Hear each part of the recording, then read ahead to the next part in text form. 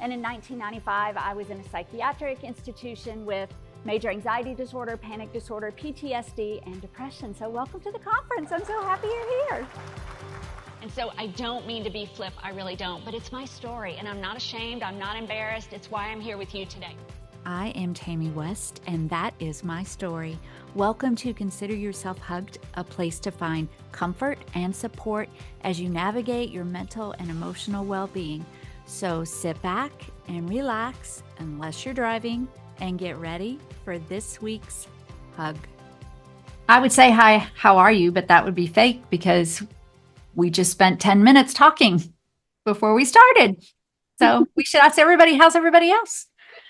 Listening, everybody says I don't know what they're saying. So we were just saying, I said that I love this module, but honestly, I wrote down a bunch of things like on my walks in the morning, and this isn't about just this module, but overall, and I put this all in caps. This course has taught me to notice, like, I don't know, it's like there are things that we know we should be doing, or that counselors or books or will tell you to do. But by doing this, I think what I've noticed is because we're doing something every week and then we're like recapping and doing the things, and it has brought it all to the forefront of my mind, and it's having a huge impact on me. What about you? I think it's such a good reminder every week to slow down, like you said, and notice the things around us that are positive, that do bring joy, and not to let those things just rush by and notice, because we're so busy, because we're all very busy. And we can focus on putting out fires instead of like the positives sometimes. I mean, and we understand, understandably, but at the same time, like if the idea, kind of like with this positive psychology course, if the idea is to really pay attention to and recognize happiness and joy, then you have to be intentional. Is what I'm getting from it so far. Yeah, I'm going to write that word down too, because it's taught me to notice and be intentional. And that's such an important word. When I teach, when I do webinars on self-care, and I talk about self-care being intentional, and it's like, if you work 60 hours a week and you go home on Friday night and you pass out on your bed and you sleep until the next day, that's not self-care. That's exhaustion, and it's not intentional. So that's a really important word. I'm going to do something I didn't tell you I was going to do. Okay, hang on. I'm going to share. Let me open it up. I thought I had it already opened up. I took a video. Well, darn. Okay, there it is. I took a video on my walk this morning, and Michelle, for everyone who's, you know what, we should stop for a minute, except we forget to do this every time. This is part 6 of our positive psychology course. If you have not done the others, and I keep forgetting to put the links, but they're back to backs. It's not like you have to go back 10 episodes. So I think for this, I mean, yes, you can get a lot out of watching or listening today, but you'll get more out of it if you go back. All right. Now, if you don't know Michelle, I think most of you know Michelle by now, but Michelle works a lot with youth, and we've done some content together, but one of the methods that she brought up to me that she uses with youth, but also with adults, is this 5-4-3-2-1 method. And, to take things from sort of your emotional brain and bring them into your cerebral cortex, to the thinking part of your brain. So on my walk this morning, let me tell the sound. I thought it would be fun. It's only 30 seconds. Do you see it? I do, yes. So I have a point to make. Hopefully you'll be able to hear it. It's only 30 seconds. But do you want to explain the 5-4-3-2-1? The 5-4-3-2-1 is a grounding activity to where it kind of grounds you to the present moment, and you can pick the order that makes the most sense, but typically it's like you identify 5 things you can see, 4 things that you can touch or hear. People sometimes switch those around. 3 things that you can touch or hear, depending on what you used Right. before. 2 things you can smell. 1 thing you can taste. And again, it is to move thought to the present moment instead of kind of wherever you were before. And one thing you said too was, I remember one time when you were teaching it, because Michelle and I teach curriculum together. Sometimes we teach in school districts and we teach about mental health, and I speak to the teachers and staff about their mental health, and she speaks to the teachers and staff about supporting their students' mental health. And I remember one time you were teaching this, maybe you do it this way all the time, but you said, especially with like taste and maybe even with smell, 1 or 2 things that you can taste or would like to taste, because you don't always have a taste, or maybe Right. you can't smell.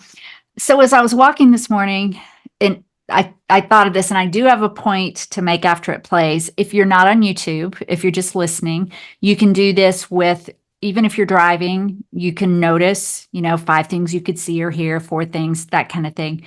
But if you are watching, I would love for you to do it here. Hopefully you'll be able to hear it okay. So does that make sense? Yes, Go ahead and do that. absolutely. Okay, here we go.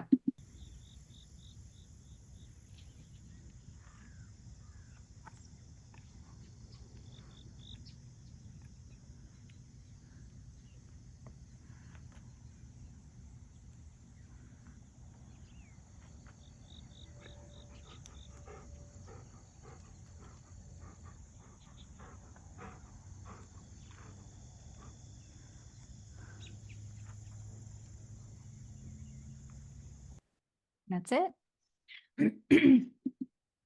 I heard Charlie Is that all you heard was Charlie and a bird. I and a heard bird? bird and Charlie, yes. Did you hear the cricket? I thought that was pretty loud too. You didn't hear the cricket? Maybe the cricket was the bird, I thought.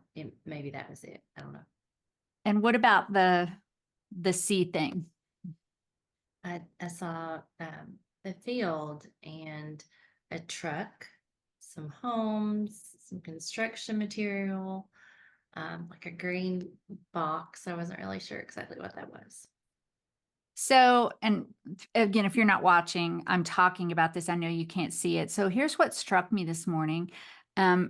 Every day, I think I've mentioned this on the past couple of episodes, there's a spot in my neighborhood where I now can go stand, and I actually do it every time that I'm able to, as far as if it's cloudy but where the sun peeks through and I can feel it on my face. And then I'm near the swimming pool where there's a little fountain and I can hear the water.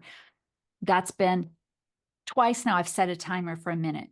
Just so when I told people I stand there for at least a minute, I'm like, well, is it a minute? So I set a timer. But today, so our neighborhood is like a few years old and they're in the last stage of construction.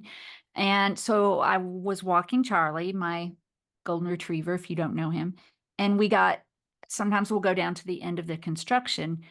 And as I'm looking around, right now I'm just dragging the bar. So if you're not watching, let me explain. Like Michelle said, it's at the, like behind our neighborhood is fields and, it's farms and things like that. So you can see the field and you can see a truck and you can see the construction materials and you can see the homes and you can see those black. So if you're watching, you see it. What do you call that stuff? The black fencing like that they put around construction? Yeah, like Some it's kind of, like tarp-like material. Yeah. yeah. But here's what spoke to me about noticing and intention. Because if I'm not careful, we moved from the woods, right? Where I had squirrels and deer and turkey and trees and streams and creeks and birds everywhere you could hear. And The look at this. castle. Yeah, my little castle in the woods. And so if you're not watching, what we're looking at right now, it's just construction. It's like the new hay, it's the construction material, it's the tarps, there's the house that's being built. The houses are like postage stamps side to side to side. But as I was going on that walk and I was like, I'm going to do this 5, 4, 3, 2, 1. And so what I did was I intentionally was like, look at that sunrise. and look at there's the haze over. I don't know if you can see it, but there's like the fog of the morning. There's the tree. There is the fields behind the house. And then I could hear y'all probably couldn't, but there was a bird, there was a cricket, there was a little bit of wind, there was and the smell, Michelle, I don't know what I think it was that the new wood on the homes, or it was something in the new hay. But I just stood there and I was like, I need to be intentional about not focusing on, and you did notice the construction stuff, and I did too, but that was kind of my point to say, okay, I'm going to put all that to the side and just really focus on the things that give me joy. So thank you for the 5, 4, 3, 2, 1. And that's a very good point, like how we can choose like of the things that we see and hear, like we can focus in on. I mean, we choose what we focus in on. Yeah. So I'm trying really hard at that. That's been really powerful for me. This really what we're doing is kind of recapping. And at this point, I feel like the recaps can go anywhere prior to, it doesn't have to be just the last module, but I had a few other things. But what about you? Anything that you've noticed? So I have been more intentional since doing the wish list about like making time for the things that were on the list. That was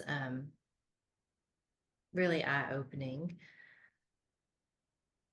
Kind of like as you said, like being more intentional with finding things, like trying to make sure, okay, like what today am I gonna focus on, making sure that there is time for things that are things that I know bring joy, happiness, and so forth. And then, I don't want to talk too much about today's lesson, but Bless you. excuse me, Bless you. but I got a lot from it as well. So I did too. Well, bless you. Oh, I'm so sorry. sorry. I blessed you before. That could have been terrible. Is that bad? I didn't know that was bad. Oh, if I'm like trying to sneeze and somebody says bless you, sometimes it just stops the sneeze. That doesn't happen to you? No. Wow. This gives me a whole new thing to think about. I thought it happened to everybody. Um, the only other, I just made a couple of notes that I think at one point, I don't remember if it was the strengths assessment or if it was just our values. And I don't know if I ranked like relationships outside of family as being like super high, but I have some dear friends of mine are going through a very tough situation right now. And I'm realizing that whole thing about living to your values, that when I don't do the things that are tugging me to show them love, I really feel it. And so I'm like, I think that's more important to me than I realized.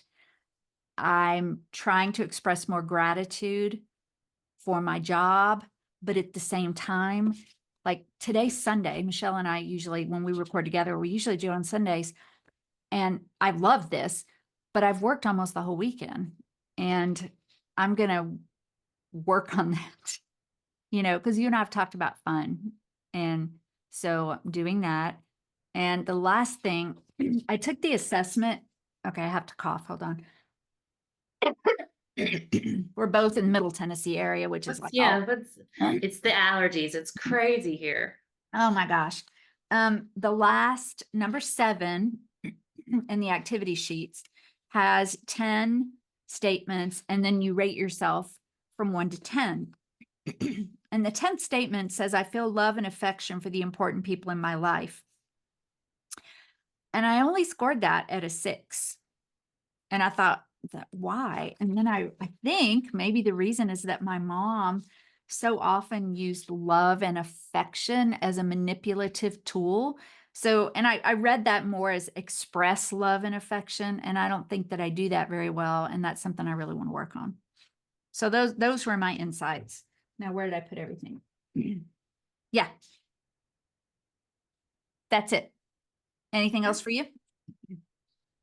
I mean, I feel like that's a really good insight into um, like tying that back to like, are we looking at it from how we express love and affection or how we feel? Because I mean, you're gonna laugh, but I'm not a super expressive person as most people. I knew exactly what you were going to say as soon as you went, you're going to laugh. Yes, yes. I mean, like my parents literally used to joke to people when I was little that they sometimes had to check my pulse to make sure I was still alive. Oh, That's how Michelle, like quiet and calm. you Yeah. never told me that. So I mean, I certainly It's not understand that what you're bad, by the way. saying.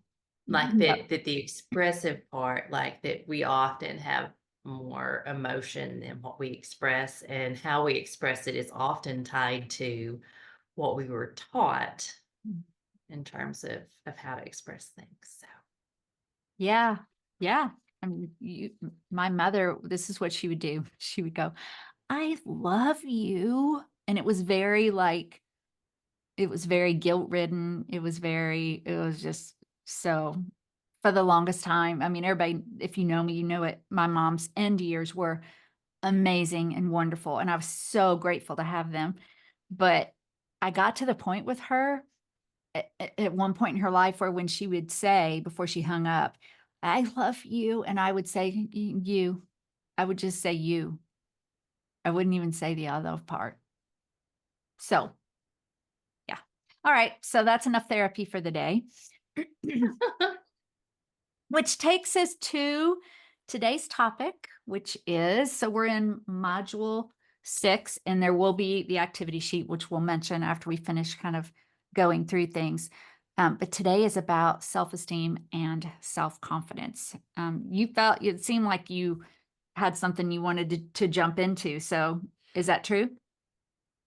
I found it really interesting, like to read definitions of those two things side by side, and to look at some comparisons, because one of the things I thought as I went through the lesson is how different those things can be depending on the topic, where I can feel, very confident in one area and maybe not in another. And I feel like that's kind of one of those things that it's not just always across the board. Self-esteem, they portrayed more as something that is generally across the board, but not self-confidence. So, Yeah, I did too, because we use the words interchangeably. Well, I mean, we a lot tend of people do. Yes. Yeah. yeah. And so the notes that I wrote down just to sort of instead of going through all the things that are in the module was self-esteem is essentially how much we value ourselves. It's about the internal dialogue we have and how we judge ourselves. It's tied to our sense of worth and dignity. So basically the questions would be do we believe we are worthy of good things, and do we feel deserving of respect and love, not just from others but from ourselves? Which I thought was really nice. And everybody's heard me talk about this book before, Self-Esteem by Patrick McKay or Matthew McKay and Patrick Fanning. You and I have done episodes before on self-esteem, but one of the really powerful things they say is that humans are the only species who can take any quality, assign a value to it, and then decide if we like it or not. Like beauty, intelligence, height, weight, outgoing nature. And so we can say what's good or bad about that, assign it to ourselves, and then decide if we like it.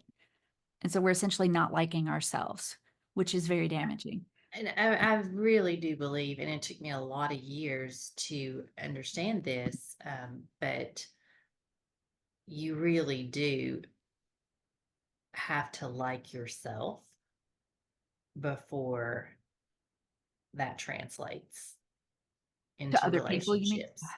I think so. I think that there was a lot of there were periods in my life where I'd be hurt when I was younger because um like this particular person wanted to do something else instead of with me, like relationship wise and so forth. And I think that like those worries, concerns that, negative thought processes went away when I decided, you know what, I like spending time with myself. I like getting to, I know the things I enjoy. If I don't have any other plans, I do those things that I enjoy. And being able to say that without feeling like that is, we were taught so many times that saying something like that, like when we were growing up, was conceited, and you just Right. shouldn't say stuff like that. But I mean, again, having that baseline of I like me, like that's I like you too. Well, and for those of us, I mean, Michelle and I are both Jesus following Christian women, and we believe we were created in the image of God. And so to not like ourselves, like we were sculpted, we were created, and it's sort of like why would we not? but we're also taught to be humble. So I think it's hard for people, especially women, to express being comfortable with who they are, particularly when there's other people that aren't comfortable with who you are. And I mean, I have friends who aren't like, um, I have friends that I love very much. At the same time, like they get frustrated because I don't want to go out at 8 o'clock at night, like Oh, on gross. Thursday. Who wants to go out at 8 o'clock at night? Or, that I, don't necessarily shop like that. You know what I mean? Like we're still great friends and I love them, but like we're different. And I know that like they're frustrated by that. But that at this point in my life doesn't change my self-esteem. But you just said what I was about to ask you about too. You said at this point in my life, I have just started having the realization that, like, I've heard women and people say for years how, as they've gotten older, I've read that it happens, I've heard that it happens. And, you know, our sweet listeners, watchers might know I just turned 60. And I was talking to Tim today, and I heard his statistics that only 20% of the population is 60 and over. I was like, wow, okay, that means like people are dying. It's starting to, but at the same time, I was like, I do feel calmer and wiser. And um, I do feel as I look back that like you said, I have been able to, I don't worry about that. Like if I'm not invited to do something at church or I'm not part of that, I'm like okay with that. So I think some of that does come with learning more and wisdom and aging and all of that. Yeah, you have to learn to like who you are and where you are. And when you said that about relationships, I was just going to read a couple of things because you were talking about self-esteem and if you don't care for yourself. Um, so I just wanted to read this. If you don't believe you're worthy of love, it's hard to accept love from others. You might push people away or settle for relationships that don't truly fulfill you because deep down, you don't feel like you deserve anything better. But on the flip side, when we have strong self-esteem, we're able to form healthier relationships because we're not constantly seeking validation from others. This is probably not news to anyone. I mean, I think we've all learned at some point that if we don't feel worthy ourselves, then we let people take advantage of us. We get into poor relationships. But I think for this segment, just like others, it's part of this whole module where it's going to help us become more, or this whole program become more intentional and notice things more. I Yeah. think that too. I've talked on here before. We've talked about, like in my past early 20s, being like I was involved in a really abusive relationship. Mhm. And like I'm in no way do I think that abuse was my fault. But at the same time, as I've like healed from that, I had to ask myself, because it was a fairly long relationship, like why it was a fairly long relationship, if that makes sense, like in terms Yeah. of, you know, something happening once is one scenario, but as it continued, I really had to look at me and be like, okay, there's some things that need to be healed into why I allowed that. And so, and until that part falls into place too, then there's not complete healing. Because again, anyone who's ever been in that situation, it is absolutely not your fault that someone was abusive. They are responsible for their own actions. And we're just responsible for, okay, like, how do I love myself enough to make sure that I'm in a point to say, no, that's not Not okay. going to happen again. Right. You put that so beautifully. I mean, to our listeners, like you said, and Beth Johnstone, let me make a note. She shared her story on our podcast about her abusive relationship. She wrote a book, a very short book. So I'll repost that link. But you were really able to balance it well between, because we're talking about self-esteem. That's important. About, because you started it by saying you were in no way responsible. So you said it to yourself and then you said it to other people. I mean, it was amazing. Okay, so let's see. So self-esteem is about yourself, feeling good about yourself or not good about yourself. So now because we didn't talk about self-confidence, right? No, not yet. So let me read this part about confidence. And then I actually have a story after we chat for a minute. And by the way, when I post these show notes, what we're doing now is kind of all over the place because we're just bringing in, and by all over the place, I just mean some of the stories and the parts in the show notes. We're breaking it down into like different things like self-confidence or self-esteem and relationships and stuff. So all those things will be in there for you to read. But this is about like the connection and the conversations. So self-esteem is about valuing ourselves. Self-confidence is about beliefs and our abilities. So it tends to be more external in that it's not tied. Sorry, it's more external in that it's tied to skills and our belief in how well we can execute those skills. So, for example, you might be really confident in one area of your life, like work or sports, but you still might have low self-esteem because you don't feel good about yourself overall.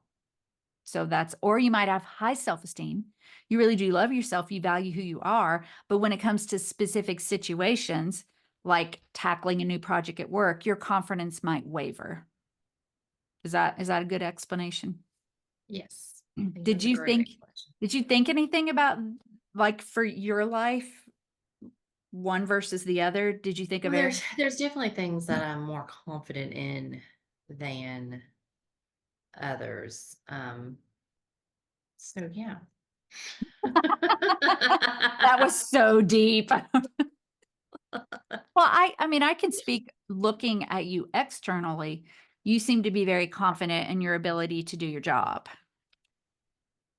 So I'm confident at work, and it's tended to be that way. I feel like teaching was that way. I think that as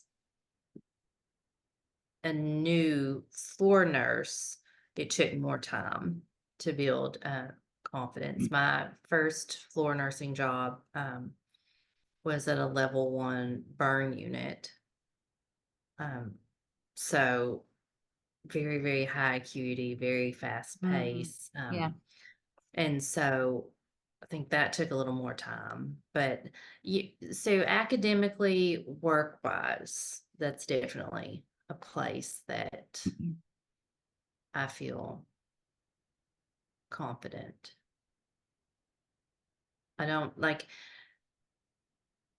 I think that I do have a flaw in the things that I don't necessarily feel confident in. I'm not sure that I engage in those things. Does that make sense? You Like, avoid them, you mean? yeah, yeah. Oh. Yes, that's a good word. I really tried to dress that up, didn't I? Well, you are in the mental health world, so using all your like fancy language. Well, That's like, I mean, interesting. I don't have confidence in um like art or drawing, because I'm not good at that. So like I don't. Are you sure you're not good at it? Is it something you've tried and then you were like, oh, I'm not good at that? Or is it you just base that like maybe from being a child? Um it is something that anytime I have ever attempted, I mean, it's not, I can show you, it's not rocket science. I'm not good at it. I'll share my art if you'll share yours, because Okay. Tim took me, I wanted to do it. This has been a couple years ago. He took this class on encaustic. I'm sure I told you this. It's encaustic something. You do this art and you put wax over it and you have to use like a dryer and you have to, and it is so beautiful. I'll show you mine. We last family vacation where my sister and all of us were there, it's a big group of people, we played Pictionary. And no one got points from my drawings because Do you have everybody it? was like, what is that? Do I still have them? No, no, Okay. I do So not still have it. I'll tell you what I will post. We had a, I don't know if you remember my friend Dawn Holloway. She passed away from cancer a few years ago, but while she was going through her treatment and everything, we went to her house and played Pictionary. We did it on, we didn't do it on board, we did it on paper, and I still have pictures of them. It is hilarious. So I'll post those. I'll Okay. post those. But I was thinking about this is it. I'm only going to just mention this because it just happened in my head while you were talking. Because I thought I am confident in my ability to speak. Like, I think God has given me a gift and a talent to just be able to speak to people and be authentic and all that. So I was thinking, but I talk to you about how much I worry about it and da da da. But it's not confidence, it's the self-esteem that I struggle with. It's not the confidence. So now I have to figure that out. Yeah. Okay, so let me share. There was a section in the module that was like a case study. And it was made up and it was fine. Did you read it? The case I study? did. It was fine. Yes. But everybody who's listening knows that I just finished this book, Chatter, recently. And he shared this story, and I sort of have it paraphrased, of a baseball player. And I'm just going to, from here on out, refer to him as Rick because I'm not sure if I'm pronouncing his last name correctly, but it's Ankiel. So I did one of the Google things, pronounce his name, and a couple of them did it. So Rick Ankiel. So Rick.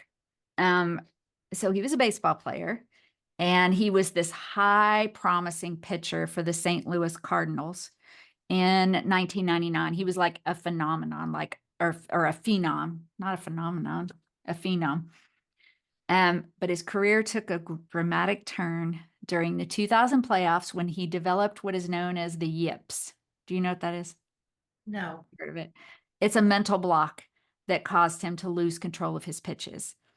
So now in Chatter, he goes into a lot of detail, but basically he was like throwing and people just kept hitting and running, and he'd be like, okay, I'm fine now. You do it again. It just kept happening.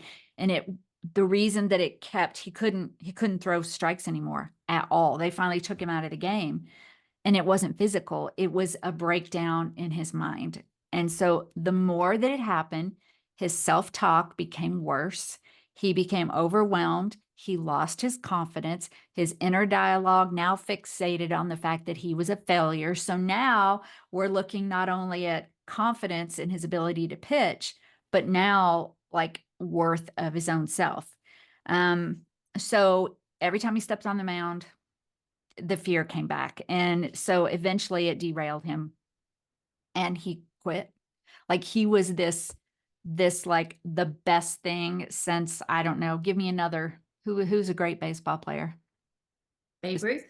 Babe You're, Ruth. you're talking to the wrong, I mean, we're the wrong people to be throwing out I sports know, like I know, I know. analogies here.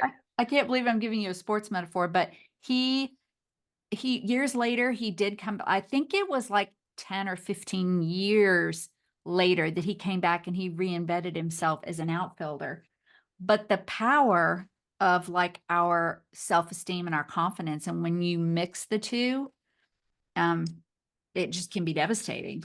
So I liked that story better than the one in the module. So what do you think? Yeah, I think that's really good. And I think, like I had mentioned last week, that um, that my mother had somehow imparted this gift Oh, for my sister and I about like believing that everything is possible. And so I think that, I thought a little bit more about that. And then in context of this module, like she very much believed in hard work. And so I think that our belief kind of, we both believe, okay, if I want to be a great artist, then it's not something I'm naturally good at. I could come up with a plan and put the time in to do that. That was kind of the belief system she put in it. Do I want to do that? Do I think it would be productive? No, so I don't. But like somehow she did impart that, I guess that like the self-esteem of if that was my goal, if I set that as a goal and I work and plan, that I can make that happen. And so I've really always kind of had an acknowledgement of why is it positive to believe otherwise? yeah. Like, like obviously maybe that's not even true. Maybe I could never be a great artist, but why would it be positive for me to believe that? Yeah, I think part of the self-esteem book, I've talked about this before. It talks about the reason that we have some of those limiting thoughts that tell you no, you can't. And for some, when you struggle with fear at all, then telling yourself that you can't is actually a protective way because, well, if I can't, then it takes the pressure off of me and my anxiety goes down because I don't have to try.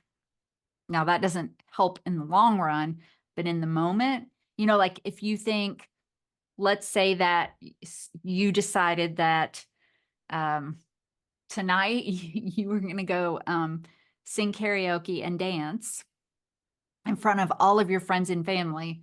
And then you're like, at the last minute, you're so nervous and you're like, I just can't. And then you decide not to, and you're like, okay, now I feel better, and the anxiety goes away. Mhm. Does that make sense? No, no, yeah, absolutely, absolutely. Yeah, and in fact, it probably makes sense to mention the Julian character. Um, it probably does because the baseball player was a really extreme example, but the Julian story was that basically so think about this in your lives, those of you who are listening, in your self-esteem and your confidence. He had gotten offered and I'm paraphrasing, so tell me if I'm off a little bit, but he had been offered a promotion and he basically attributed it to, well, I know everybody says I can do it, but I really can't. There was no positivity. There was no acknowledgement that it was because he was good at what he did, because he deserved it. It was just that it fell in his lap. And it was just because there was no one else to take it. And that's the reason he got it. Is that a good paraphrase? Yes. Yeah. And how many times have we done things like that? Like we Mhm. don't, and it's a balance, like you said, Michelle, between I value humility. It's one of the top 5 like character strengths that on the test. But at the same time, I don't want to be saying, well, I only got this job doing these webinars because there was nobody else to do it. The imposter syndrome. Imposter syndrome, that's what I thought of as well. And like, I think like, you're right. Like, we do it to be self-protective, but is it? Does it Only in for the a end, minute. yeah, protect us? And so it can definitely interfere. We're doing it to be protective, but But it's a like short. if we don't set our sights too high, then we don't have that far to fall. But again, that does not get us if we're really going to stick with what outcome do I want to see happen here. That doesn't get us there. No, no, it does not. And there are ways to work on this. So the activity sheet, and I think as far as I'm concerned, Michelle, we're doing it the same way. So what we really like to do on these is recap. What have we learned? And we would love to hear your recap too and what you've learned. Pause. I forgot to tell you something. I don't think I told you this. Did you know on the emotions app that you can choose 2 emotions at a time? One I did, and then I couldn't figure out how to do it after that. Okay. Well, yeah, so all right, backing up. On the very first module, we talked about this emotions app that you don't have to use. You can also do journaling. But So what we like to do is recap what we've learned in the past. And that's why I meant to tell you that that was a recap that I'd learned you can do 2 emotions at once. I'll try to look at it again and put that in the show notes. And then we like to talk about, what's going on in this current module, and then just briefly talk about the activities so that we can then do them with you over the week. Module 6 activity sheet is working on your self-esteem and your self-confidence. And remember, the goal of all of this is it is not to ignore the negative things that are going on in our life. We can work on those, building, skills for the difficult situations. But what positive psychology is about saying, okay, but what's right? What's good? How can I incorporate these? And this week is about building your self-esteem and your self-confidence. And I think there's 6 activities here. I think there's 6. All right. The first one is assessing your self-esteem, and that is just taking a quiz. And it's really, the quizzes are just like they've been before. There is not like, if you score 3, you're this, or 2. It's just, the different numbers mean different things. So it's 5 questions about your self-esteem. Number 2, one of the things that can hold us back in our self-esteem is the limiting beliefs that you have about yourself. Sort of like the Julian story. I don't deserve to be in this position. It just fell into my lap. And that might take some time. It really might. It's just like just sitting here with Michelle, I realize that I do have confidence in my skill as a speaker. So it must be something else. So it must come back to the way that I feel about me. And that's why I am back in therapy. The therapy world, we call them core beliefs. Like, what are your core beliefs? Yeah. Yes. Yes. I know she keeps wanting to take me back to my 10-year-old self, which is where we're going to go. Like, when my dad left and when all this stuff started happening with my mom, and in all the years of, like, Michelle and I went to the same counselor for a while, and she was wonderful. She was wonderful for me at the time because she was the type of therapist who would really give you real things to work on. And that's what I needed at the time. But I didn't do a lot of revisiting childhood. So, number 3, setting boundaries. Thinking about a time, you brought this up, Michelle, where you're able to tell your friends that you just don't really want to do that. And that people without self-esteem, good self-esteem, won't really do that. So just like one of the questions is thinking about a time where you said yes to something, but you really wanted to say no, and just really working through that. Number 4, confidence boosters. So thinking about an area of your life that you would like to be more confident, and then doing some practice. So the example in here is public speaking, which is not something that I struggle with, but I'm going to pick one. Number 5 is positive self-talk. I'm going to take this off. This is a little card that Beth, who I'm going to post the book link, who's been on our show before. We did a Bible study together, and she gave us these little cards, and she knows that I struggle with not thinking, just a little bit with the self-esteem. But it says, oh, the gift that God could give us to see ourselves as others see us. And so I have it right here on my desk. So working on having some positive self-talk and having things that help you with that. And then number 6, and I loved this one. I hadn't really thought about it. Celebrating small wins. So when you're thinking about working through something in your confidence, in your self-esteem, and something great happens, celebrate that. I don't know if it's... I brought brownies and cupcakes to work Friday just to celebrate that the week was over. Oh, that's your love language. Because I was getting ready to say M&Ms, but brownies would work great. They were good. Oh, I bet they were good. Were they Ghirardelli? No, they were just the Publix brownie bites. Oh, Publix. Yeah. Well, next time, have I made Ghirardelli triple dark chocolate brownies for you before? Or have you had them? You made brownies. It was a really, really long time ago. We've been friends for a really long time, if everyone didn't know that. But it was at your house, and we had chicken, and I think you made brownies. It's when David came. You both came. right? Or just you? No, it was just me. It's just me. Well, if you remember them, then it was Ghirardelli. Okay. Guess I do remember them. So it must have been Ghirardelli. Oh, they're so good. I think I have a box. All right. I think we're near the end because I think I need to go make brownies. Oh, sounds wonderful. So I'm good. I mean, I felt like this one's a little bit shorter maybe than we've done in the past, or maybe it's just because I tried to not, I could just talk forever on this because it's really been impacting my life a lot. So Well, core beliefs are really individual. So it's one of those things where we can't necessarily, I mean, there are so many different core beliefs that are both very positive for people and very difficult and limit setting. So it's one of those things that I think, like, if you just take the next week and think about yeah, some of those things, what are some of those core beliefs that you believe about yourself, both positive and negative, and maybe make a list. And then we can kind of go back and reflect on that and like celebrate the positives and, have a plan of how do we change the negatives. I'll bring brownies next time. Okay. And you bring like Hershey Kisses or nuggets or something. Okay. Yeah. And everybody else, come to the table next time when you listen with your celebration. I have a feeling next week will be, I have a feeling it'll be really powerful. Michelle and I both want to tell you you're amazing and you're worth it and you're wonderful. And we really feel that way about everyone in some way. Us telling you is not going to make it so. It's not going to make it part of your beliefs. So please go take this and just work on it and know that these types of things really can make a difference in your life. So we're so happy that you've chosen to join us and you've trusted us, really.